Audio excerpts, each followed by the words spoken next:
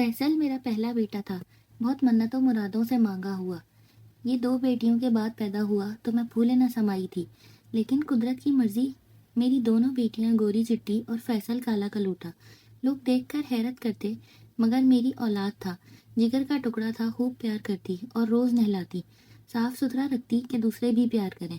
पुप्पियों खालाओं को इस पर कम ही प्यार आता था।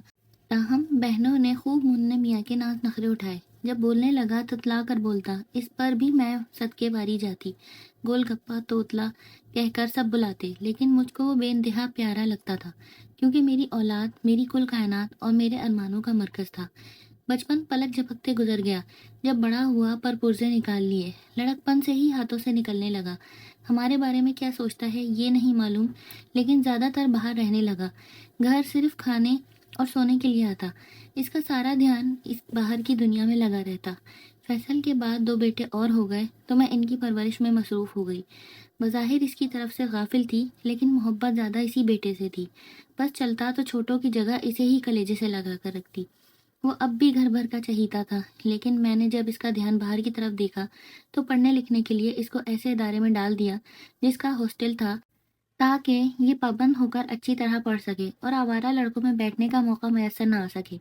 जब इसने तालीम मुकम्मल कर ली तो बाप ने इसे इंजीनियरिंग का 2 साल कोर्स करा दिया ताकि कमाने के लायक हो जाए और हम इसकी दुल्हन घर ले आए। माँ और बाप की खुसूसी तवज्जो से वो कमाने के लायक तो हो गया, मगर पाकिस्तान में तनख्वाह कम थी, गुजारा मुश्किल था। तभी मेरे खावंद ने इसे अपने एक देरीना दोस्त को कहा कि किसी तरह इसको सऊदी अरेबिया भिजवा दो, इसके पास डिप्लोमा है।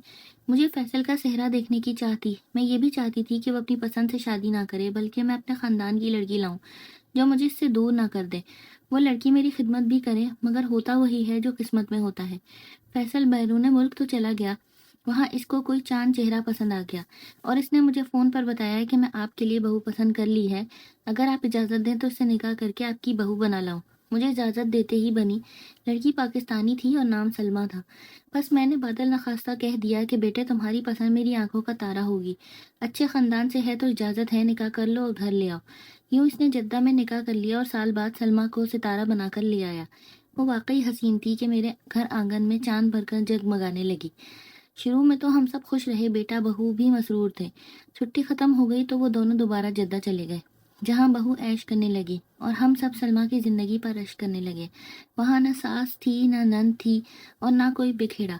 जिंदगी मिले किसी लड़की को तो ऐसी, दूल्हा रात दिन इसका मुखड़ा देख कर जीता था, जो कमाता इसको खुश रखने पर लगा देता। अब साल 2 साल बाद 1 माह के लिए आते, यहाँ भी बहू को अहमियत मिलती। हम ऐशो आराम देते और वो चले जाते।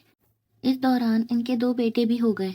बेशक मेरा बेटा सलमा के साथ बहुत खुश था, मगर मेरे दिल में एक खटक थी कि ये लड़की अपने खानदान से होती तो फैसल को मुझसे करीब करती।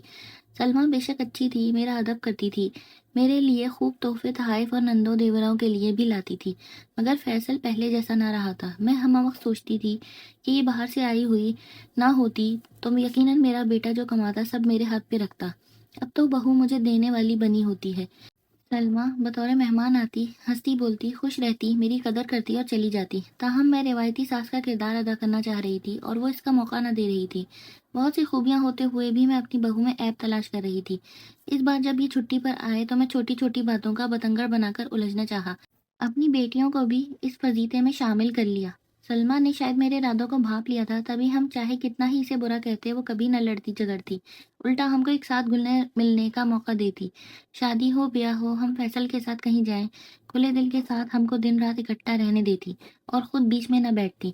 हमने सलमा की फराख दिली को इसकी कमजोरी समझा, हालांकि वह हम पर और अपने शौहर पर अंधा एतमाद करती थी और हमारी हर ख्वाहिश के आगे सर तस्लीम खम कर देती। वो अच्छे खानदान की पढ़ी लिखी लड़की थी और बाशऊर थी, जबकि हम हसद और एहसास कमतरी के मारे हुए लोग थे। इन्हीं दिनों मैंने एक शोशा छोड़ा कि अब बैरून मुल्क बहुत रह लिए, अब अपने वतन वापस आ जाओ। फैसल ने मुझे काफ़ी समझाया कि अम्मी यहाँ तनख्वाह कम है, ये ठाट नहीं रहेंगे, जबकि वहाँ ज़्यादा आमदनी है, बच्चों का साथ है। मगर मैं अड़ गई कि मुझे तुम्हारे बच्चों की याद सताती है। इनसे जुदा क्यों करते हो? मुझे तुम लोगों के साथ रहना है। मैं बेटे के हमरा भी न जाती थी, लिहाजा सलमा ने मेरी बात मान ली और फैसल को मजबूर किया कि वो बैरून मुल्क की मुलाजमत छोड़ दे और अपने वतन में हमारे साथ रहे, यहाँ कोई कारोबार कर ले। ना चाहते हुए भी फैसल ने माना और अच्छी भली मुलाजमत छोड़कर बीवी बच्चों समेत पाकिस्तान आ गया। हमारा मकान ज़्यादा कुशादा ना था, फिर भी मैंने सलमा को कोई दूसरा बड़ा घर लेने ना दिया और अपने साथ एक कमरे पर रहने पर मजबूर कर दिया। वो बेचारी मुरव्वत की मारी मेरी सारी बातों को तस्लीम करती गई कि किसी तरह मेरी सास राजी हो। कुछ अरसे बाद हम अलहदा घर भी ले लेंगे। गर्ज फैसल को समझा बुझाकर साथ रहने पर राजी कर लिया। वो मेरे बेटे से रकम लेकर मुझे माकूल खर्चा भी देने लगी ताकि बहू और बच्चे हम पर बोझ ना हो। इतना कुछ करने के बावजूद मेरा दिल इस पर मेहरबान ना हुआ। वही खटक मुझे होती कि काश इसकी जगह कोई अपनी मेरी बहू होती। तभी 3 बच्चों के होते हुए मैंने फैसल को खानदान की तरफ राग़िब किया और कामयाब हो गई। चूंकि सलमा तेज तर्रार ना थी, वो गाफिल ही रही और मैं बजाय बेटे को बीवी का होकर रहने का मशवरा देने के, बच्चों की तरफ ध्यान देने के, अपनी बहन की बेटी के गुण गाने शुरू कर दिए। राफिया मेरी भांजी थी, मुझे बहुत प्यारी लगती थी। वो छोटी थी तब से मेरे जहन में था कि इसके साथ फैसल की शादी करूंगी और उसको बहू बनाकर लाऊंगी। ये ख्वाब अधूरा रह गया लेकिन मेरे दिल पर नक्श रहा और अब राफिया की तारीफें करके रात को जब बहू अपने बच्चों के साथ पुरसुकून नींद सो जाती और मुतमईन होती कि बेटा अपनी माँ के पास होता, फैसल को मैं अपनी बहन के घर ले जाती और राफिया के साथ इसे बैठने बातें करने का मौका देती ताकि इनमें अंडरस्टैंडिंग पैदा हो। राफिया गैर शादीशुदा थी, जाहिर है कमाई लड़की और 3 बच्चों की माँ में फ़र्क होता है। सलमा लाख खूबसूरत सही लेकिन इसमें वो पहले वाली ज़ाहिरी छप ना रही थी और अपना सरापा और बनाव सिंगार से लापरवाह हो चुकी थी। मर्द की फितरत में जानती थी कि इसको अपनी चांद चेहरा मगर 3 बच्चों वाली बीवी से ज्यादा राफिया में कशिश महसूस होती थी। मर्द को हरदम नई नवेली दुल्हन चाहिए कि इसको अपनी बीवी के सिवा दुनिया की तमाम औरतें खूबसूरत दिखाई देती हैं। ऐसा ही हुआ। बेटा किसका था? आखिर मेरा ही था। चंद दिन हीले बहाने करके बहू से लड़ता झगड़ता रहा, फिर राई का पहाड़ बनाकर इसे घर छोड़ आया। वो बहू जिसकी दुनिया तारीफ करती थी बुरी हो गई। जो हमने सलमा के बारे में कहा वही सबने सच जाना कि इस दुनिया में कब किसी को किसी की परवाह है। सलमा एक अच्छे खानदान की लड़की थी।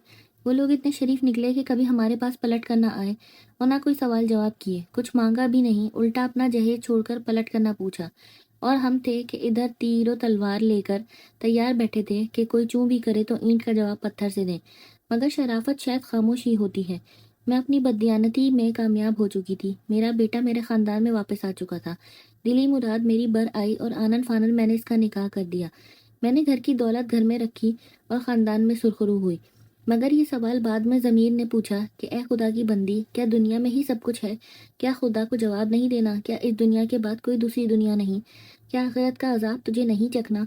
मैंने यहाँ घर बना लिया मगर मेरी बहू सलमा शायद जन्नत में घर बनाएगी, क्योंकि सब इल्ज़ाम अपने ज़िम्मे लेकर इसने मेरा बेटा मुझे वापस किया है। अल्लाह इसको सब्र दे, इसके साथ अजर भी, क्योंकि तीर कमान से निकल जाए तो फिर कुछ नहीं हो सकता। राफिया अब वापस नहीं जा सकती और सलमा अब वापस नहीं आ सकती। मगर मैं पोते खिलाने और ज़मीर की लानत मलामत उठाए बेकसी की ज़िंदगी जी रही हूँ। राफिया फैसल को लेकर सऊदी अरेबिया चली गई है और इतनी अच्छी नहीं है जितनी सलमा थी। राफिया ने मुकम्मल तौर पर मेरा बेटा मुझसे छीन लिया है, तो फिर तहफ़ लाना तो दूर की बात, फैसल तो अब फ़ोन पे भी कलाम नहीं करता। वो पाकिस्तान बीवी के हमरा आता है और इसके माँ बाप के घर रहकर लौट जाता है। शायद इसी को मकाफ़ात अमल कहते हैं। तो कैसी लगी आपको ये कहानी? अगर पसंद आई हो तो इसको लाइक कर दीजिएगा और चैनल को सब्सक्राइब कर लीजिएगा।